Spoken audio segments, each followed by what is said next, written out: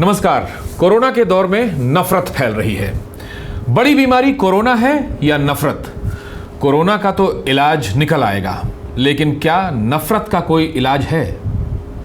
ऐसे समय में हम आपको एक कहानी सुनाते हैं। ये एक राजकुमारी की कहानी है। ये राजकुमारी हम सब भारत के लोगों को प्यार का पैगाम भेज रही है।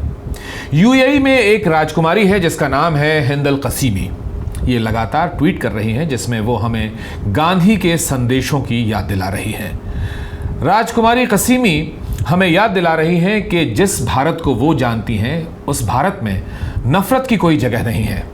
वो लिखती हैं कि I have decided to stick with love. Hate is too great a burden to bear.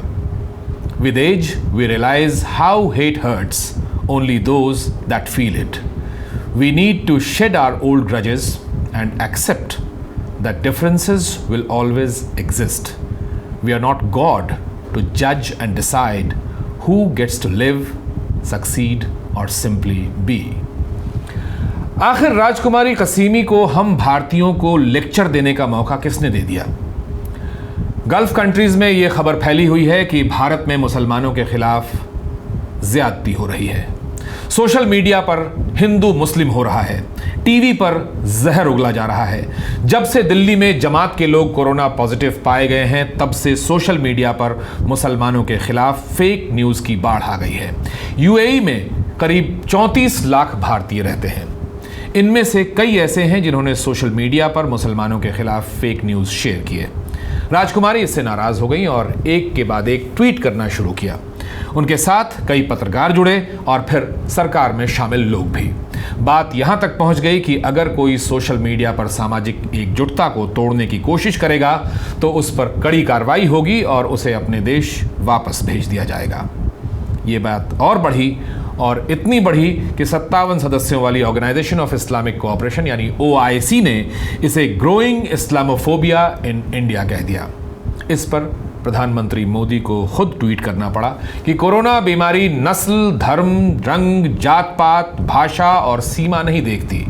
इस बीमारी से निपटने के लिए हमारी प्रतिक्रिया और आचरण एकता और भाईचारे वाला होना चाहिए। हम सब इसमें एक हैं।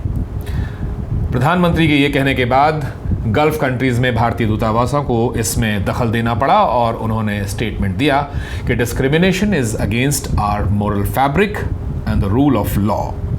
Indian nationals in the UAE should always remember this.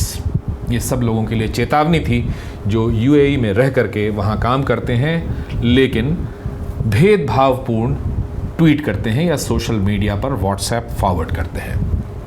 क्या आपको मालूम है कि हर साल UAE से कितना पैसा भारत आता है? वहाँ जो भारतीय काम करते हैं वो भारत कितना पैसा वापस भेजते हैं? वहाँ अपनी कमाई से जो पैसा जो कमाते हैं वो अपने परिवारों को कितना पैसा भेजते हैं? भारत की अर्थव्यवस्था को इससे कितना फ़ायदा होता है? कुछ आंकड़े हम आपको दिखाते हैं। अमेरिका के बाद सबसे अधिक भारतीय यूएई में रहते हैं। 2018 में भारत से सबसे अधिक लो स्किल्ड वर्कर्स अरब देशों में जाकर बसे। इनमें से सबसे अधिक उत्तर प्रदेश और बिहार से हैं। ऐसा माना जाता है कि केरल से सबसे अधिक संख्या में लोग अरब देशों में बेस्ड हैं, लेकिन लो स्किल्ड रोजगार पाने में सबसे बड़ी संख्या यूपी और बिहार के लोगों की है। अब देखिए कि ये लोग वहां कमाया हुआ कितना पैसा भारत भेजते हैं। दुनिया भर में जो रेमिटेंस इनफ्लो है वो सबसे अधिक भारत में है। $78 मिलियन की ये रकम 2018 में भेजी गई जो चीन से ज़्यादा है और ये सारा पैसा जो आता है उसका लगभग 75% से ज़्यादा अरब देशों से आता है। वर्ल्ड बैंक की रिपोर्ट बताती है कि साल 2018 में इन भारतीयों ने $76.6 मिलियन भारत भेजकर देश की अर्थव्यवस्था मजबूत की थी। ये आंकड़ा पूरी दुनिया में सबसे ज़्यादा था। इस मामले में भारत के बाद नंबर आता है चीन का और फिर मेक्सिको का। इसके अलावा आरबीआई की 2018 की रिपोर्ट बताती है कि पैसा जो कि भारतीय भेजते हैं अपने परिवारों को वो सबसे ज़्यादा 26.9% आता है यूनाइटेड अरब एमिरेट से। इसके बाद अमेरिका की बारी आती है जहां से रेमिटेंस जो है वो 22.9% होता है। सऊदी अरब से 11.6%, कतर से 6.5%, कुवैत से 5.5% और ओमान से 6% रकम भारत आती है। यानी कुल पैसे का 76.4% केवल 6 मुल्कों से आता है। अगर अमेरिका को इससे निकाल दें तो भारत को बाहर से आने वाला आधा से ज़्यादा पैसा खाड़ी देशों से आता है। अब पूरी दुनिया में कोरोना वायरस से लड़ने के लिए लोग एकजुट हो चुके हैं, लेकिन भारत में हिंदू मुस्लिम कर दिया गया। क्या यह जरूरी है कि हर बात में हिंदू मुस्लिम कर दिया जाए? संकट के समय एक सभ्य समाज और भी अधिक एकजुट हो जाता है। उम्मीद की जाती है कि जात धर्म भूलकर सब एक सूत्र में बंध जाएंगे, क्योंकि कोरोना का संकट पूरी मानवता का संकट है। लेकिन इस संकट के दौर में भी कुछ लोग नफरत फैला रहे हैं। इस वजह से बाहर के मुल्कों में भारत की बदनामी हो रही है। बीमारी से ज्यादा तेजी से नफरत फैल रही है। अब आपको सिंगापुर की एक कहानी सुनाते हैं। सिंगापुर में सोमवार को करीब 1400 नए केस आ गए। इनमें से ज्यादातर भारत और बांग्लादेश से गए माइग्रेंट वर्कर्स हैं। गार्डियन अखबार के मुताबिक सिंगापुर में जितने केस आए हैं उनमें से 60% लो वेज माइग्रेंट वर्कर्स हैं।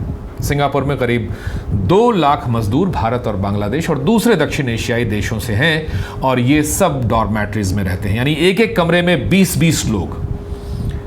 इनके लिए सोशल डिस्टेंसिंग नामुमकिन है। लेकिन सिंगापुर के अखबार ने या टीवी ने भारतीय मजदूरों को टारगेट नहीं किया, ना ही इनके खिलाफ कोई कैंपेन चला। प्रधानमंत्री ली साइन यूंग ने आश्वासन दिया कि सबका बराबर ध्यान रखा जाएगा, पूरा इलाज करवाया जाएगा। दक्षिण एशिया के मजदूरों को सिंगापुर में सुपर स्प्रेडर की संज्ञा दी गई। कुछ वैसा ही जैसे भारत में जमातियों के बारे में कहा गया। लेकिन भारत में टीवी पर और अखबारों में जो नफरत फैलाई गई वो आप जानते ही हैं। सिंगापुर में भारतीय मजदूरों के खिलाफ नफरत नहीं फैलाई गई। दुनिया के किसी भी देश में संकट की इस घड़ी में किसी एक समुदाय के खिलाफ नफरत नहीं फैलाई गई। लेकिन हम नफरत फैलाने में ज़रा भी देर नहीं करते।